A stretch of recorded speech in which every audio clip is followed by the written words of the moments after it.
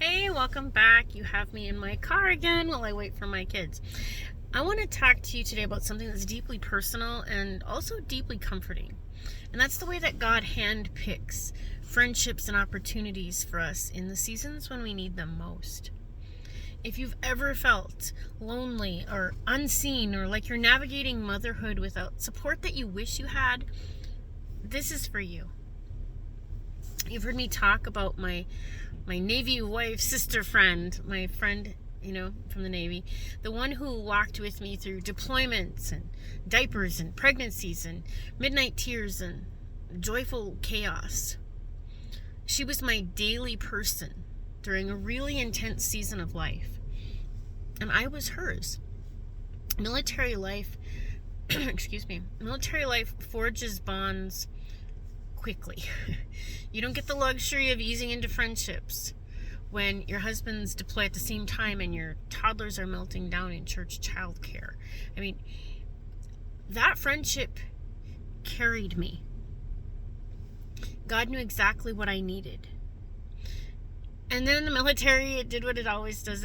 We were separated by it's the way of military life. Our families stayed close and we stayed close, but that everyday closeness ended. And once we moved back to Minnesota, the loss of her presence, it hit me harder than I expected. I'd already been kind of I really was missing her anyway when we didn't live near each other. But when they went home to where they were from and we came home here to Minnesota where we're from, and I had friends here. I have friends here. They're wonderful friends. They're people I grew up with and people who loved my family well. And they still do. But they hadn't lived that military life with me, and they didn't really know that version of me. The one that was shaped by deployment days and homecoming days and just not living near family and support and having to pick up the slack with your friends or for other people because there's nobody there to do it. That's okay. It's simply part of life. But God cares about details that we think no one else sees. Now, another military family returned to Minnesota. The husband I vaguely kind of remembered from childhood, but I did not know his wife at all.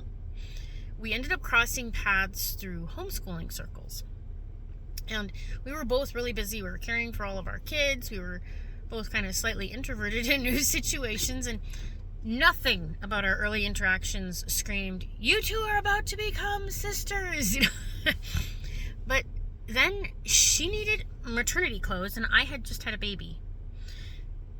One simple yes, and a friendship was born.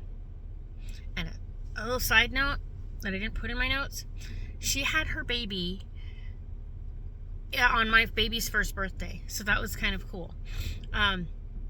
We got to know each other, and through over time we learned that we were both writers, the kind who come alive with a story on the page. My husband had already been writing for a while when I started finally writing again, and so we kind of formed this tiny informal writing group, and then we invited a few other people, and then we decided, my husband and I started going to literary conferences, and we were going to various ones, and we wanted to go to this one in Nashville, and we wanted my friend to come with us.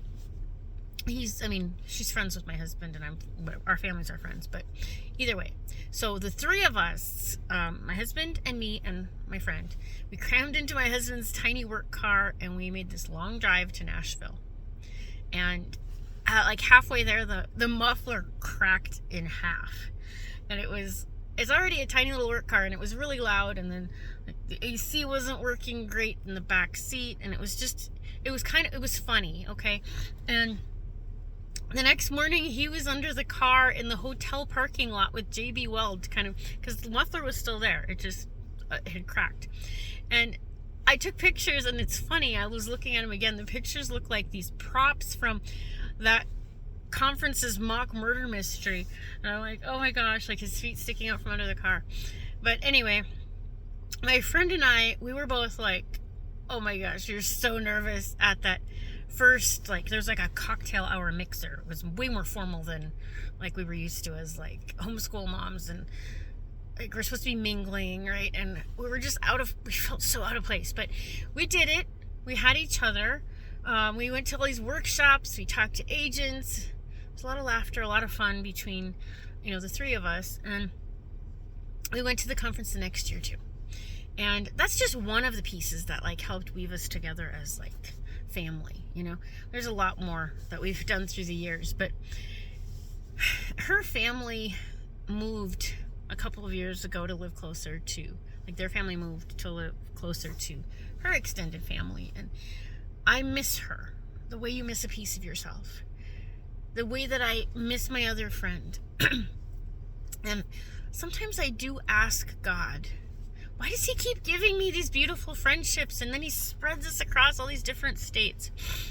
But more than that, I just want to tell you that I'm thankful, because God keeps expanding my circle, and each friend has added something to my life, to my faith, my motherhood, my growth.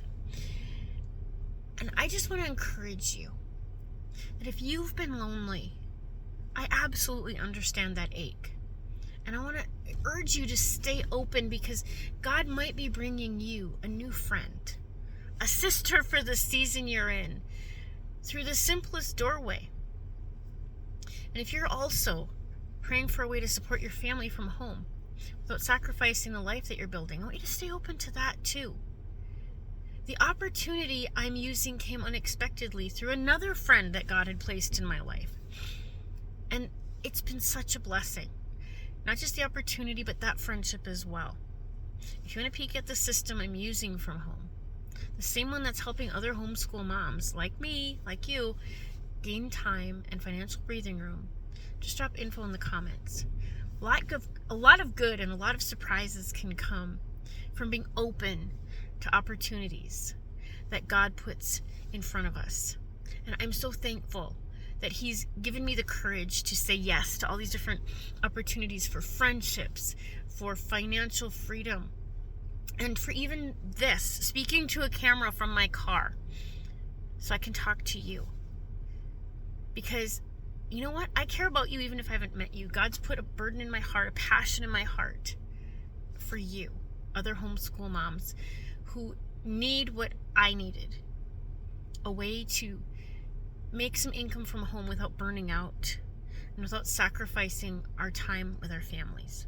So again, I'm going to tell you, drop info in the comments.